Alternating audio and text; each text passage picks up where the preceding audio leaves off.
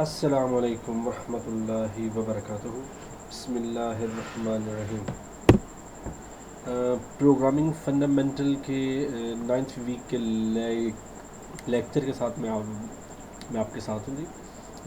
अगर आपको अभी तक कोई क्यूरीज हैं तो आप मुझे इस ईमेल पे कांटेक्ट कर सकते हैं।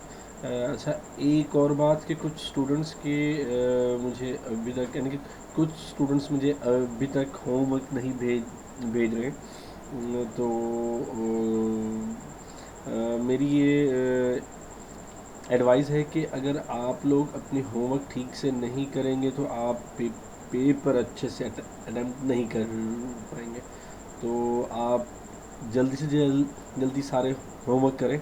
अगर आपको उनमें कुछ क्यूरीज हैं तो आप मुझे इसी ईमेल पे कांटेक्ट कर सकते हैं। जो आपका कोड है वो आप मुझे ईमेल करें विद प्रॉब्लम और एरर्स के साथ। मैं उन्हें रिमूव करने की कोशिश करूँगा, या फिर हम कोई टाइम डिसाइड करके कोई ऑनलाइन सेशन भी रख सकते हैं। ठीक है जी।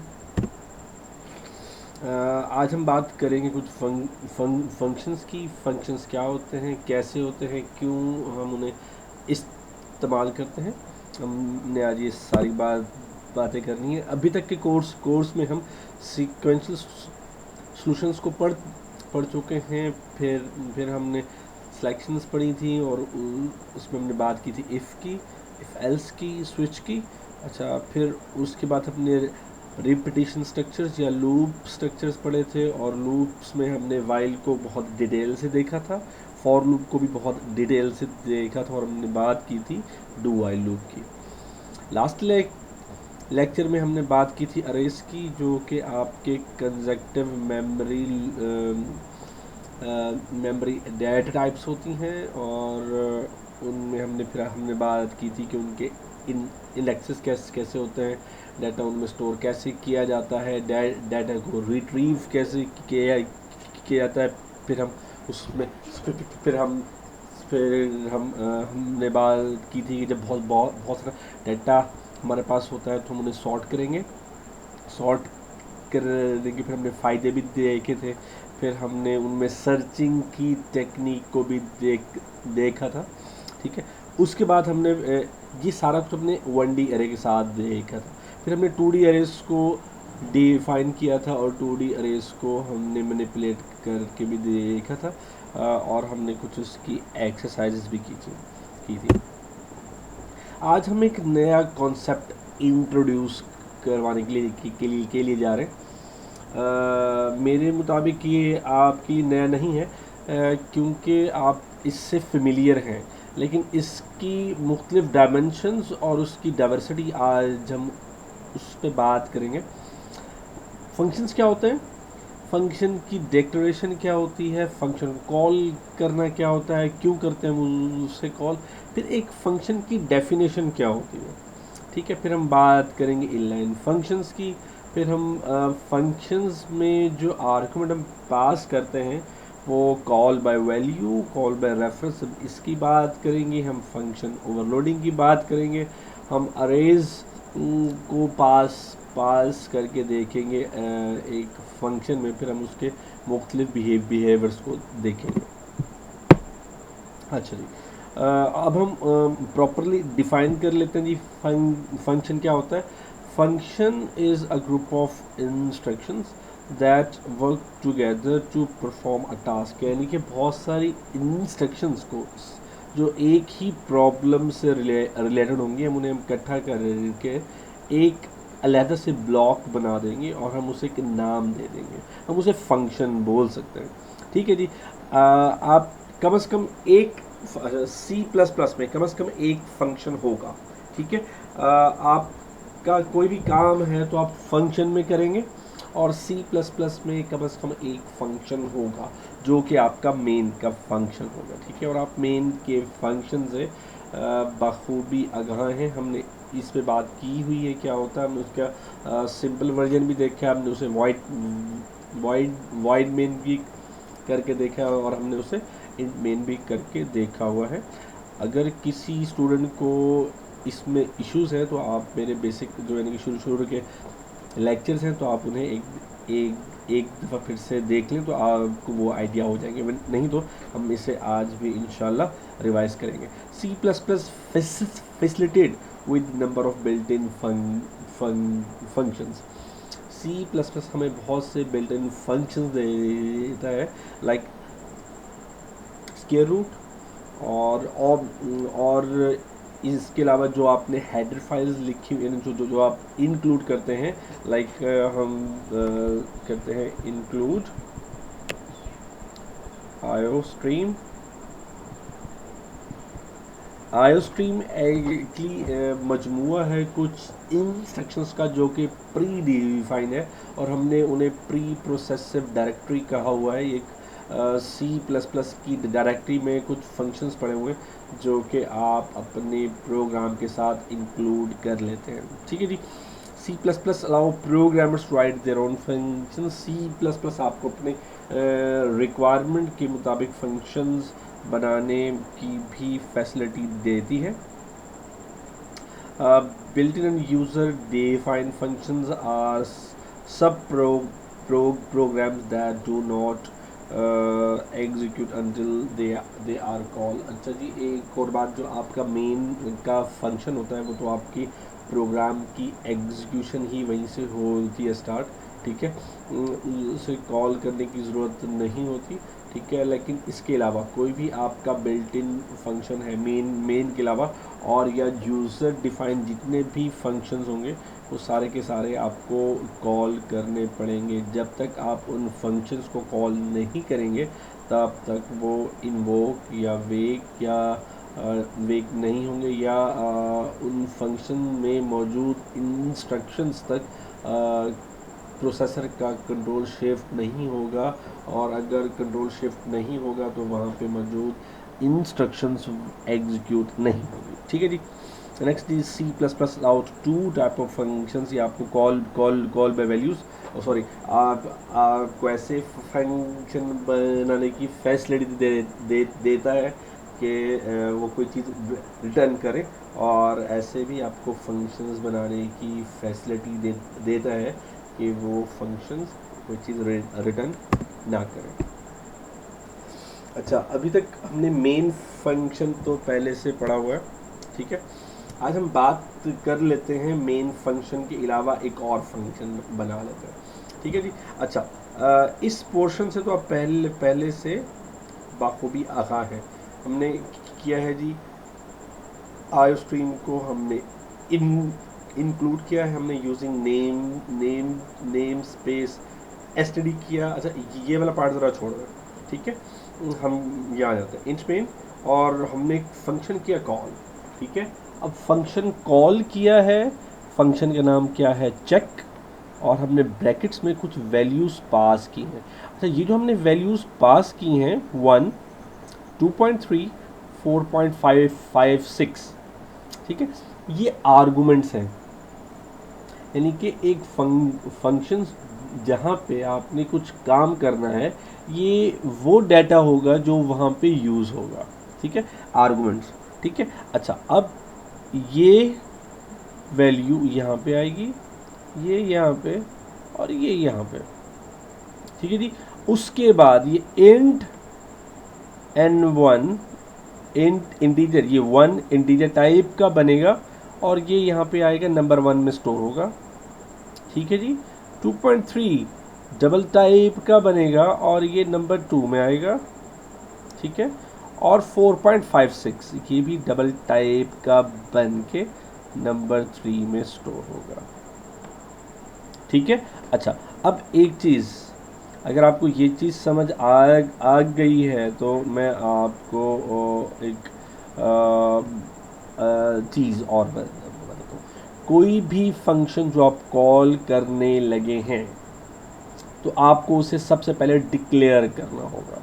कोई भी अगर आप वेरिएबल यूज़ करते हैं तो यूज़ करने से पहले आप वेरिएबल को डिक्लेयर करते थे। लाइक हमने इंट n1 किया था फर्स्ट प्रोग्राम में, तो हमें यहाँ पे एक फंक्शन, अगर हम एक नया बनाना चाहते हैं, यूज़र डिफाइन फंक्शन बनाना चाहते हैं, तो आपको पहले उसे डिक्लेयर करना पड़ेगा। यहाँ पे हमने उसे किया वॉइड, यानी कि ये कोई चीज़ रिटर्न नहीं करेगा, ये फंक्शन, ठीक है। चेक फंक्शन नेम, ठीक है, और जो जो हम इसमें आर्गुमेंट्स भेज रहे हैं उनकी डेटा टाइप्स, ठीक है जी। फंक्शन डिक्लेरेशन में आप उसकी रिटर्न टाइप, फंक्शन नेम और उसमें जो डेटा टाइप्स यूज़ हो रही होंगी वेरिएबल्स की, वो आप मेंशन करेंगे। ठीक हो गया। अच्छा, सेकंड पार्ट जो है, जो आपने देखना है फंक्शन, वो है जी फंक्शन कॉलिंग। ये अच्छा, फंक्शन कॉलिंग आप मेन फंक्शन में भी कर सकते हैं और किसी और यूज़र डिफाइन फंक्शन में भी किसी और फंक्शन को किसी और यूज़र डिफाइन या डायरेक्ट मेन फंक्शन को भी आप कॉल कर सकते हैं। ये आपकी रिक्वायरमेंट पे या आपके प्रॉब्लम के अगेंस्ट जो आप सोल्यूशन बना रहे हैं उस पर डिपेंड करता है आपकी क्या लॉजिक बनती है। ठीक है जी। अच्छा, इसके बाद जो आपने डिक्लेयर किया आप उसे कॉल कर रहे हो। अब जब आप उसे कॉल करते हो तो वो काम क्या करे, तो उसके लिए आपको डिफाइन करना पड़ेगा उसने क्या क्या करना है। ठीक है, हम उस पोर्शन को बोलते हैं फंक्शन डेफिनेशन। ठीक है जी। तीन चीज़ें, पहली डिक्लेरेशन, दूसरी डेफिनेशन, थर्ड कॉल। ठीक है जी। इस किसी अच्छा जी, अगर आप फर्स्ट पॉइंट को छोड़ देंगे तो एरर आएगा, सेकंड पॉइंट को छोड़ देंगे तो भी कंपाइलर आपको एरर देगा। अगर आपने फर्स्ट दो पॉइंट्स आपने यानी कि ठीक से अचीव की हैं और थर्ड पोर्शन यानी कि आपने कॉलिंग नहीं की हुई है, तो आपको कंपाइलर एरर नहीं देगा, क्योंकि ये कंपाइलेशन का एरर नहीं होगा, ये आपका लॉजिक का एरर है कि आपने फंक्शन डिक्लेयर भी किया और उससे डिफाइन भी किया, लेकिन आपने उसे यूज़ नहीं किया हुआ। ठीक है। आई थिंक अगर आप कोड ब्लॉक्स यूज़ करते हैं तो आपको शायद एरर मिले कि function is declare which is not use, लेकिन मैं आपको उसके लिए श्योर नहीं कह सकता, लेकिन आई थिंक कि आपको ऐसा एरर कोड ब्लॉक्स में आ सकता है। ठीक है जी। आगे चलते, बाकी इसकी वर्किंग आपके सामने है, मैं ज़रा इसकी वर्किंग आपको समझा दूँ। अच्छा, डिक्लेरेशन के बाद आपका जैसे ही फंक्शन कॉल हुआ तो आपका इस N1 में पहली मर्तबा जब ये कॉल होता है तो N1 में आता है आपका 1 जो कि इंटीजर टाइप का है। ठीक है। N2 में आपके पास आता है 2.3 जो कि डबल टाइप का होगा। ठीक है। और 4.5 जो कि N3 में आएगा जो कि एक नंबर होगा। ठीक है जी। यहाँ पे आपने कोई वेरिएबल नहीं बनाया, ये N1 है, ये N2 है और ये N3 है। यहाँ पे 1 आएगा, यहाँ पे 2.3 और यहाँ पे 4.56। ठीक है। अच्छा, एक चीज़ अगर अच्छा अच्छा यहाँ पे अगर आपने N1 is equal to 1, N2 is equal to 2.3 और N3 इज इक्वल टू 4.56 किया हुआ है, तो मेमोरी में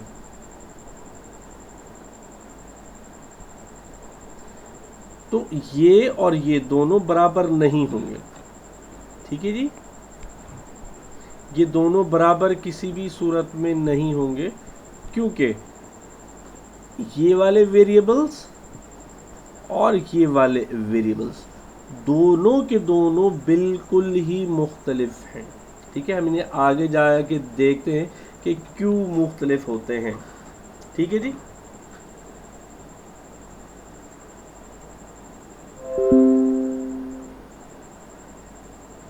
अच्छा जी, इसके बाद यहाँ पे आया 1, यहाँ पे 2.3, 4.56 बैकस्लैश n की वजह से हम न्यू लाइन पे आएंगे। ठीक है। और ये लाइन प्रिंट होगी, सॉरी, ये लाइन प्रिंट होगी जो कि आपके सामने यहाँ पे मौजूद है। एक सेकंड, ये पता नहीं क्यों आगे हो रहा है शिफ्ट। अच्छा जी, ये वाली लाइन प्रिंट हो गई। फिर इसके बाद value the value of n1 is n1, वहाँ से 1 प्रिंट होगा, फिर 2.3, फिर 4.56। अच्छा, यहाँ से कंट्रोल आपका जाएगा यहाँ पे। यहाँ से जब हम पहुँचे थे तो हमारा कंट्रोल हुआ था शिफ्ट यहाँ पे, ठीक है। अब यहाँ पे हम पहुँचे हैं तो ये चीज़ें लेके इनकी डेटा टाइप ये वाली एलोकेट करके ये कंट्रोल शिफ्ट होगा फिर से यहाँ पे, ठीक है। और सेम प्रोसीजर होगा, लेकिन अब यहाँ पे n1 की जगह 7, यहाँ पे 8.9 और यहाँ पे 10.11 प्रिंट हो जाएगा, जो कि आपको आउटपुट में भी दिखाया गया, ठीक है जी। अच्छा, एक और प्रोग्राम देख लेते हैं जी। इसमें आपके पास हम कर रहे हैं जी, हम एक मैक्सिमम नंबर फाइंड आउट कर रहे हैं, ठीक है। तो हमने किया क्या, इंट मेन किया है, ठीक है जी। सॉरी, ये है जी फंक्शन डिक्लेरेशन, ठीक है। 3 चीज़ें, ठीक है। फंक्शन डिक्लेरेशन, फंक्शन का नाम है फाइंड मैक्स, फंक्शन की डेटा टाइप जो कि वो रिटर्न करेगा या हाँ जी रिटर्न करेगा वो है डबल, ठीक है। और उसमें 2 वेरिएबल हम पास कर रहे हैं एज आर्गुमेंट जो कि डबल टाइप के होंगे, ठीक है। अच्छा, ये हमने किया फंक्शन कॉल, डिक्लेयर कॉल, और ये वाला पोर्शन उसकी डेफिनेशन है,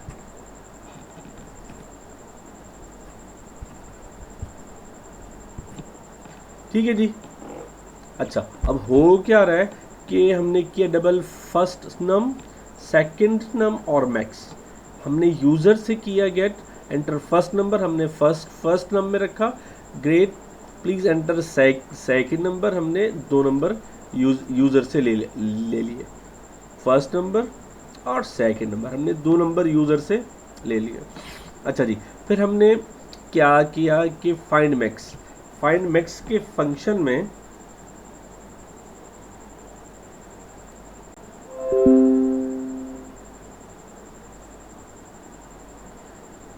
फाइंड मैक्स का हमने फंक्शन कॉल किया, ठीक है जी, यहाँ पे, ठीक है जी। फाइंड मैक्स का नंबर कॉल किया और हमने 2 वेरिएबल भेज दिए, ठीक है। अच्छा, यहाँ पे मैं आपको फिर से मेमोरी ड्रॉ करके दिखाऊं कि ये है जी एफ नम और ये है जी सेकेंड नम, ठीक है। अच्छा, ये मेमोरी आपकी मौजूद है वैसे की वैसे, ये भी सारी मेमोरी, ठीक है। लेकिन अब जो आपके नए वेरिएबल बन रहे हैं वो x और y हैं, ठीक है। पहले उनका नाम था f नंबर और सेकंड नंबर, फर्स्ट नंबर और सेकंड नंबर। अब जो नए फंक्शन में हम नंबर भेजा है उसकी वैल्यू जा रही है, वो जहाँ पे वैल्यू स्टोर होगी फर्स्ट नंबर की x में और सेकंड नंबर की y में, ठीक है।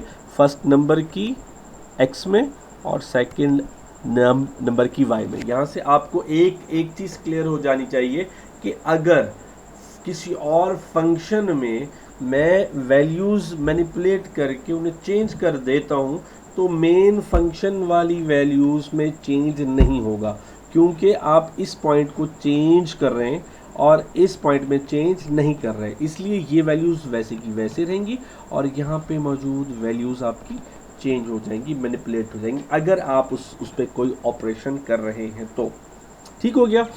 अच्छा, अब फर्स्ट नम की वैल्यू आ गई हमारे पास x में और सेकंड नम की वैल्यू हमारे पास आ गई है जी y में, ठीक है। कंट्रोल यहाँ पे हुआ शिफ्ट, आपने डबल एक और वेरिएबल डिक्लेयर किया मैक्स नम, ठीक है। मैक्स नम एक ऐसा वेरिएबल है जिसकी बॉडी या जिसकी लाइफ इस बाउंड्री के अंदर है, ठीक है। इस बाउंड्री के अलावा ये कहीं और यूज़ नहीं हो सकता है, ठीक है जी। और जैसे ही हमारा कंट्रोल यहाँ से शिफ्ट होगा ये जो मैक्स नम है ये एक्सेसिबल नहीं होगा, ठीक है जी। अच्छा, if x is greater than y, अगर ये वाला x y से बड़ा है तो मैक्सिमम में रखेगा वैल्यू x को, एल्स अगर x छोटा होगा तो मैक्सिमम में रखेगा y को और रिटर्न कर देगा मैक्सिमम को। क्लियर होगी बात। यहाँ से कंट्रोल शिफ्ट का होगा एग्जैक्ट उस पॉइंट पे जहाँ से उसे कॉल किया गया था। एक इंटरेस्टिंग पॉइंट यहाँ पे जो गौर करने वाला है, रिटर्न टाइप आपकी जहाँ से आपका रिटर्न होगा ये आपको सीधा उसी पॉइंट पे लेके जाएगा जहाँ से उसे कॉल किया गया था। ठीक है, जहाँ से कॉल किया था वहाँ पे आया और अब स्टोर हुआ, जो रिटर्न वैल्यू आई वो मैक्स में होगी स्टोर। ठीक है, और उसके बाद हमने यहाँ पे मैक्स की वैल्यू नेक्स्ट हमने प्रिंट करवा दी है। अब मैं आपको जो आउटपुट मैंने ऊपर शो की हुई है आउटपुट स्क्रीन वो आपको शो कर देता हूँ। ज़रा इसे एक दफ़ा क्लियर कर लेते हैं। हाँ जी, इट इज क्लियर। अच्छा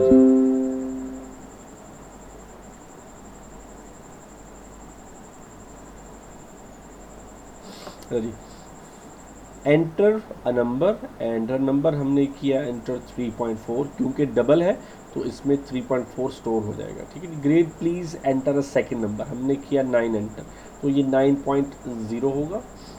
ठीक है जी। फिर उसके बाद हमने ये फर्स्ट नंबर और सेकेंड नंबर भेज दिया। एक्स और वाई में ये दो अलग वेरिएबल्स हैं। ठीक है, एक्स में आया फर्स्ट नंबर और सेकंड नंबर आया वाई में। फिर हमने चेक किया कि अगर एक्स बड़ा है वाई से तो मैक्सिमम में आ जाए एक्स और एल्स मैक्सिमम में आ जाएगा वाई, और जो भी मैक्सिमम की वैल्यू होगी वो हमने प्लेस कर यानी कि मैक्सिमम में और उसे रिटर्न कर दी, और यहाँ पे आके हमने उसे कर दिया स्टोर मैक्स में। मैसेज हमने प्रिंट कराया the maximum of these two values is max. ठीक है, जो कि 3.4 और 9 में से, क्योंकि 9 बड़ा है तो हमने प्रिंट करवा दिया यूज़र को 9।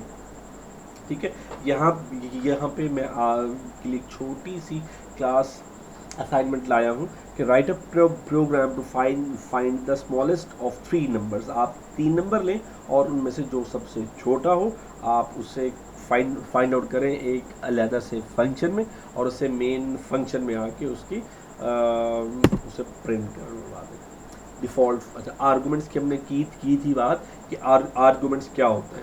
जो आप फंक्शन कॉल करते हैं और अगर आप फंक्शन कॉल करते हुए कोई डेटा कोई वेरिएबल कोई चीज़ भेज रहे हैं तो हम उन्हें आर्गूमेंट्स बोलते हैं।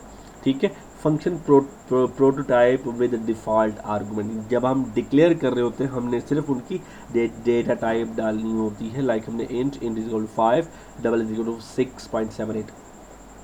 ठीक है, हमने एक फंक्शन लिया है एग्जाम्पल का। ठीक है, और हमने उनमें कुछ डिफ़ॉल्ट वैल्यूज़ रखी हैं।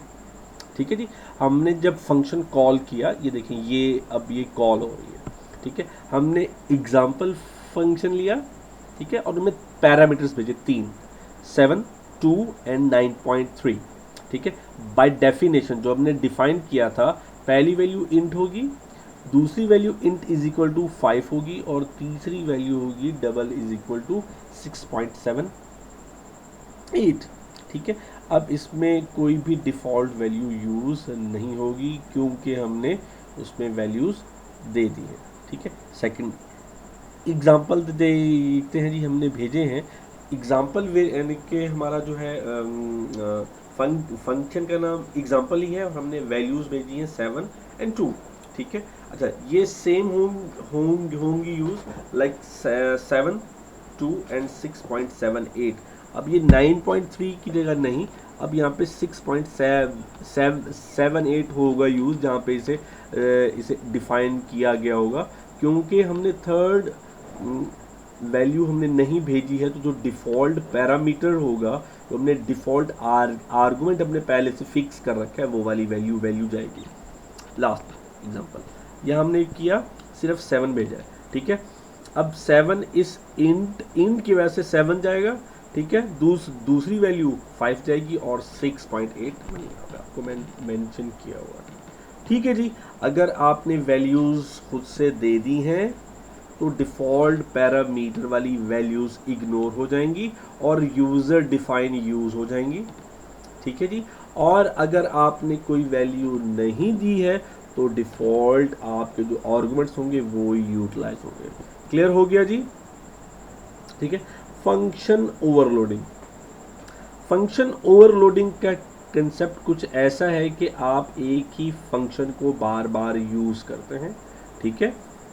और लेकिन आप सिर्फ उसके जो आप आर्गुमेंट्स या पैरामीटर्स होते हैं आप सिर्फ वो चेंज कर लेते हैं। इससे हमारे कोड की प्रोग्राम की यूजेबिलिटी बढ़ती है और इसके और भी बहुत बहुत सारे फायदे हैं। ठीक है। Which of the function is called depends on the argument type supplied at the time of call. ठीक है, हम इसके एग्जांपल देख लेते हैं। void cd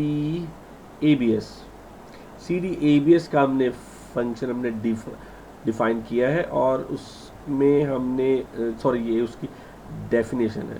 तो हमने उसमें जो वैल्यू हमने गेट की है वो है फ्लोट एक्स। ठीक है। और अगर हम नीचे देखें ये फ्लोट एक्स है और ये नीचे देखें तो यहाँ पे डबल एक्स है। ठीक है। बाकी इसकी फंक्शनैलिटी सेम है। ठीक है। ये देखें if X is less than 0 X is equal to minus X, if X less than 0 X minus X, और फिर हम यहाँ पे वैल्यूज की प्रिंट करवा रहे हैं।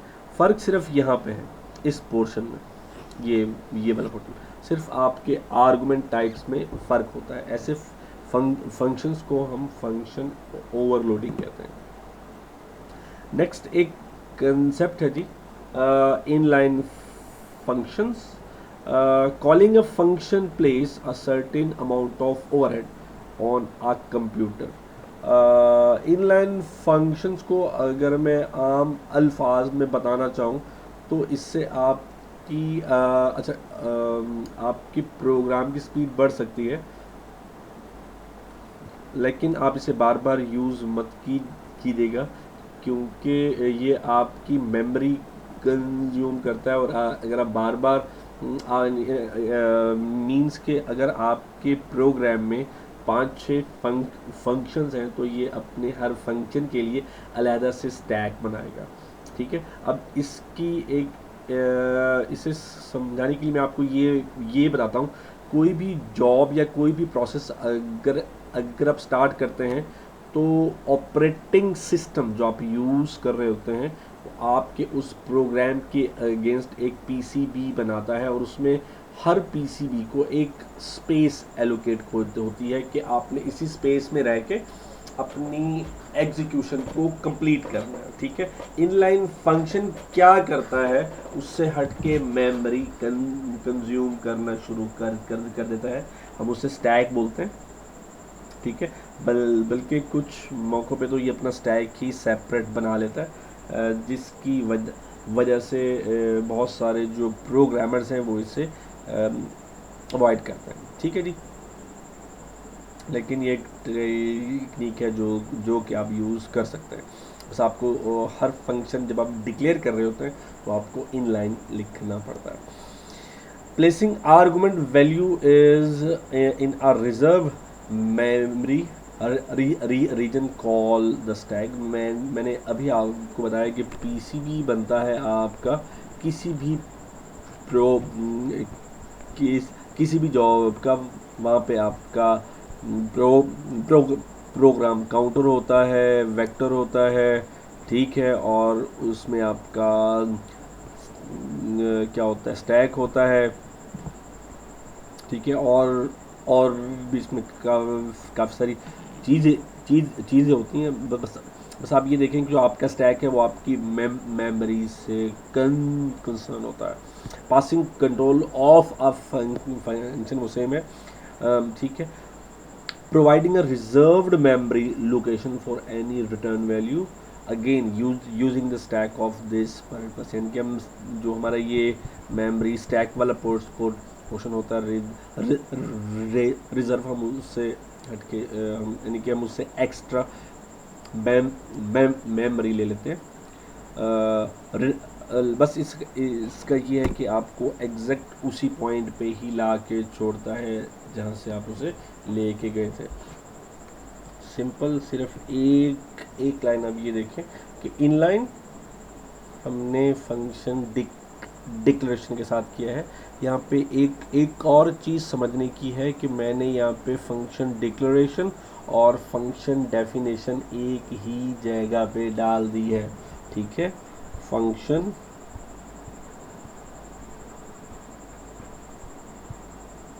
डिक्लेरेशन और डेफिनेशन,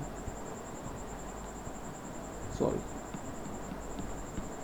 एक ही लाइन पे डाल दी है। ये एक अच्छी टेक्निक है, ठीक है। बहुत से लोग इसे यूज़ करते हैं और प्रोग्रामर्स इस टेक्निक को पसंद करते हैं कि वो फंक्शन की डेफिनेशन मेन के फंक्शन से पहले ही डिफाइन कर देते हैं, ठीक है। तो इससे होता क्या है कि उन्हें पहले से आइडिया हो जाता है, जब अपने कोड को काफ़ी से बाद देखते हैं कि इस प्रोग्राम में कितने हमने फंक्शंस डिफाइन किए हुए हैं, ठीक है, और मेन का फंक्शन एंड में होता है, ठीक है जी। अच्छा, और इसे डीबगिंग में भी बहुत ज़्यादा आसानी होती है, ठीक है। बल्कि बहुत सारी प्रोग्रामर्स तो ये भी कहते हैं कि मेन के फंक्शन को सिर्फ आप प्रोग्राम की एग्जीक्यूशन स्टार्ट करने के लिए यूज़ करें, उसके बाद आपका तमाम के तमाम काम आप अपने किसी और फंक्शन में परफॉर्म करें, ठीक है जी। अच्छा, मेन के फंक्शन में हमने क्या कन्वर्ट्स 4 काउंट किया हमने, और हमने एक फॉरनहाइट का वेरिएबल ले लिया, फिर हमने एक लूप लिया जो कि int count 1 count less than equal to converts और काउंट प्लस किया, ठीक है। एंटर अ फॉरनहाइट टेम्परेचर, फिर हमने उसे फॉरनहाइट को गेट करके फिर हमने किया है द सेल्सियस इक्विवेलेंट इज, यहाँ से हमने फंक्शन यहाँ पे कॉल किया है, ठीक है। यहाँ से हमारा कंट्रोल शिफ्ट होगा यहाँ पे, और यहाँ से फिर उसकी वैल्यू फॉरनहाइट की वैल्यू कन्वर्ट होगी और यहाँ पे डिस्प्ले हो जाएगी, ठीक है। बस ये आपको इसी पॉइंट पे ही आके छोड़ेगा। इसका रिटर्न जो है, ठीक है, ये वाला पॉइंट, ये आपको इसी पॉइंट पे ही आके छोड़ेगा।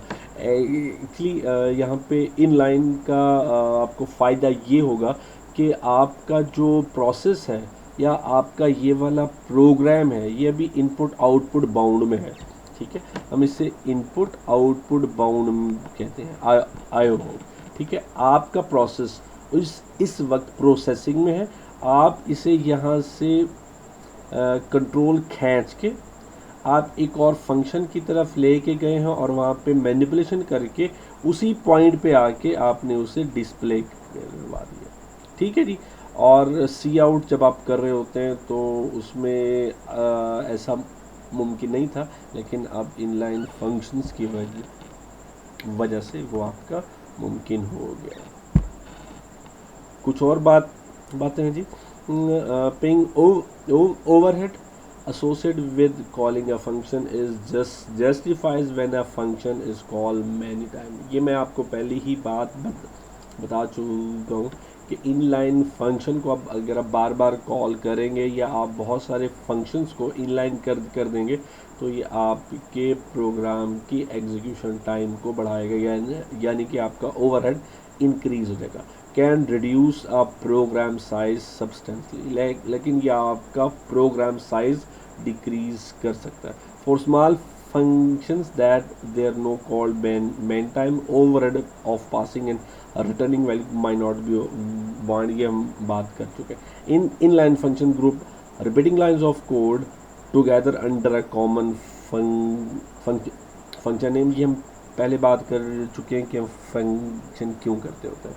इसका एक ही फ़ायदा है कि इंक्रीज़ इन एग्जीक्यूशन, ये आपकी एग्जीक्यूशन बढ़ा सकता है, लेकिन इसका limited use. Because in the inline function the extended and included in every expression or statement calling it, or no execution time is lost because of the call and the return overhead. A non inline function requires each time an inline function is referred, the complete code is pre-processed and stored as an internal part of the program. वही बात जो हमने अभी की थी कि आपके processor के पास अगर कोई भी नया टास्क जाता है तो ऑपरेटिंग सिस्टम पहले उसका पीसीबी बनाता है, जहाँ पे आपका सारा कोड पड़ा होता है, जहाँ आपका बाइनरी कोड पड़ा होता है। मेमोरी की बात, उसे कौन कौन से रिसोर्सेज चाहिए होते हैं, नेक्स्ट इंस्ट्रक्शन कौन सी एग्जीक्यूट होनी है, so on and so forth. ठीक है, इनलाइन फंक्शन अगर आपने अपने कोड में यूज़ किया हुआ है तो उसे एक सेपरेट पीसीबी टाइप स्टैक चाहिए होता है, जिसकी वजह से आपका प्रोग्राम का ओवरहेड बढ़ जाता है। ठीक है जी। अब एक और कॉन्सेप्ट, पासिंग रेफरेंस पैरामीटर, यानी कि हमने अभी तक जो बात की थी उसमें हमने वैल्यूज़ भेजी थी एक जगह से मेन के फंक्शन से अपने यूज़र डिफाइन फंक्शन में, लेकिन वहाँ पे हमने वेरिएबल नेम किया था चेंज, और उसकी वैल्यूज़ भी कुछ और ही थी। ठीक है, अगर हमने नए फंक्शन में हमने पिछली वैल्यू में कुछ चेंजिंग कर दिया है तो वो चेंजिंग नहीं होती थी, क्योंकि वो एक नया वेरिएबल बनता है नए फंक्शन में जाके। अब हम उस कॉन्सेप्ट का एक नया सोल्यूशन लेने के लिए जा रहे हैं। आप ज़रा यहाँ से गौर कीजिएगा। इंट मेन, और हमने कुछ वेरिएबल ले लिए, हमने यूज़र से एक नंबर गेट किया। ठीक है, फिर हमने यहाँ पे फंक्शन किया कॉल सी। ठीक है, फिर हमने first number, second number, third number, sum और प्रोडक्ट, ये हमने 5 वेरिएबल भेज दिए डबल। ठीक है, और फंक्शन प्रोटोटाइप या डिक्लेरेशन को चेक करते हैं जी। ये चीज़ सेम है, यहाँ पे कोई भी डिफरेंस नहीं है। जहाँ पे चेंज आ रहा है, ज़रा आप उस पर गौर कीजिएगा कि जहाँ की डिक्लेरेशन है सेम डबल, ये भी डबल, ये भी डबल। ठीक है, चेंज हमने किया यहाँ पे 2 वेरिएबल्स के साथ हमने क्या डाला है जी, एड्रेस ऑपरेटर, जो हम इसे एंड ऑपरेटर भी बोलते हैं।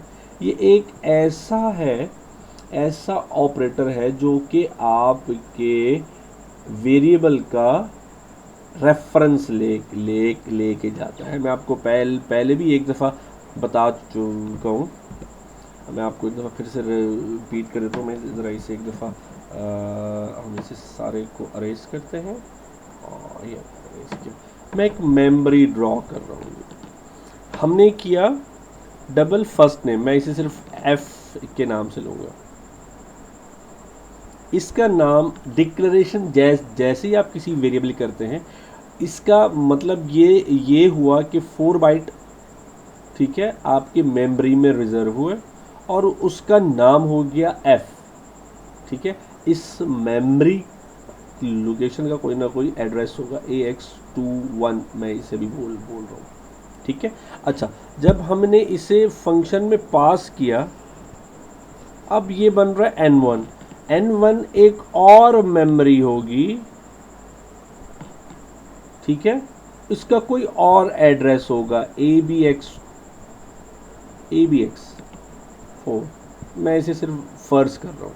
ठीक है, अगर मैं यहाँ पे कोई चेंजिंग करूँ तो इसमें चेंजिंग कोई नहीं आएगी, क्योंकि F अलग से वेरिएबल है और N1 अलग से वेरिएबल है।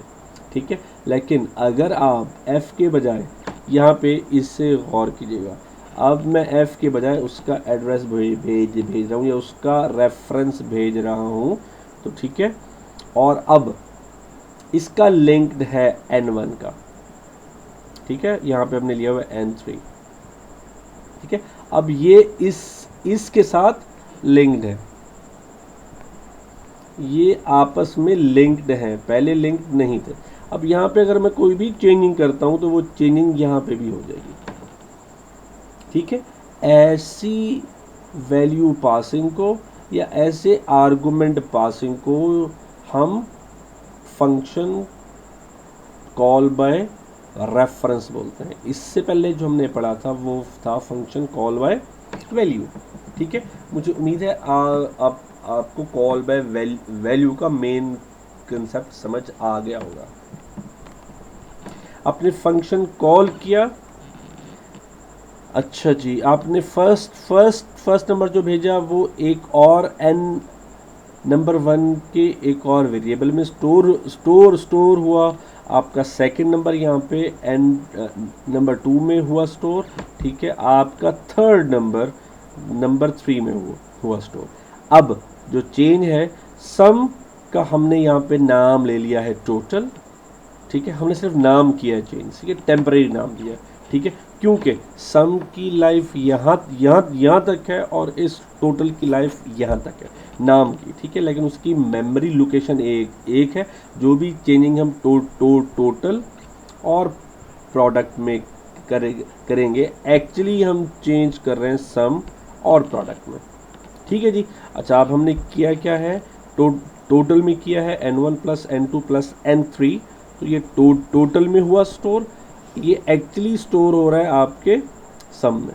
उसके बाद मैंने product is equal to n1 into n2 into n3 किया, तो ये प्रोडक्ट इस प्रोडक्ट में हम कर रहे हैं चेंज। फिर उसके बाद मैंने सम की वैल्यू और जो यानी कि मेरा सम में जो है वैल्यू वो, और जो प्रोडक्ट के वेरिएबल में वैल्यू है वो प्रिंट करवा दी है। मुझे उम्मीद है कि आपको ये कंसेप्ट अच्छे से समझ आ गया होगा। लेकिन अगर समझ नहीं आई तो आपके लिए ये वाली जो पिक्चर है वो बहुत ज़्यादा फ़ायदेमंद होगी। देखिए जी, हमने किया क्या है, हमने मेन के फंक्शन में 5 वेरिएबल लिए थे डबल टाइप्स के। ठीक है, first number, second number, third number, sum और प्रोडक्ट। ठीक है, हमने उन्हें किया पास बाय रेफरेंस। ठीक है, किन्हें, नहीं जी, फर्स्ट नंबर को हमने भेजा और उसे रिसीव किया as a separate variable like n1, second number को n2, थर्ड नंबर को n3 के तौर पर रिसीव किया। ठीक है, अब दो वेरिएबल सम और प्रोडक्ट को मैंने विद रेफरेंस पास किया था। ठीक है, अब मैंने उनके सिर्फ नाम टेम्परेरी तौर पे कुछ और रखे हैं। ठीक है, लेकिन जो भी मैं चेंजिंग कर रहा हूँ वो सम और प्रोडक्ट नहीं होगी। या आप इस पोर्शन को ऐसे देखें कि जो मैंने अपने नाम उनके लिए यूज़ किए हैं वो सेम मेमोरी के लिए कुछ सेपरेट नेम नहीं है, बल्कि सेम मेमोरी है और उनका टेम्परेरी नेम रखे हैं मैंने। ठीक है जी, मुझे उम्मीद है कि इससे आपको कॉल बाय वैल्यू और कॉल बाय रेफरेंस समझ आ गया होगा। एक और बात कि आपके वेरिएबल का स्कोप क्या होता है। एक चीज़ आप हमेशा याद रखिएगा, जिस वेरिएबल को आप जिस फंक्शन में डिफाइन करेंगे वो वेरिएबल सिर्फ उसी फंक्शन की बाउंड्री में ही यूज़ हो पाएगा। ठीक है, ठीक है, जो चीज़ आप इस बाउंड्री में इंट्रोड्यूस करवाएंगे वो सिर्फ इसी बाउंड्री में ही एग्जिस्ट करेगी। अगर आप कोई ऐसा वेरिएबल डिक्लेयर करना चाहते हैं जो आपके प्रोग्राम में मौजूद तमाम फंक्शंस में यूज़ हो, तो आप इंक्लूड फाइल्स के बाद फ़ौरन ही ग्लोबल वेरिएबल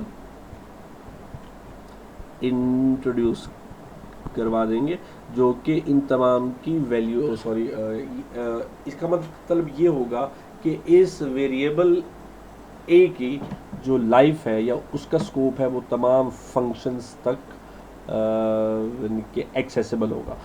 हम इसकी अब डेफिनेशन पढ़ लेते हैं। A function can be thought of as a close box with a slot of slot at the top to receive values and a single slot at the bottom to return। Same वही है कि आपके function में बहुत सारी चीज़ें enter हो सकती हैं, लेकिन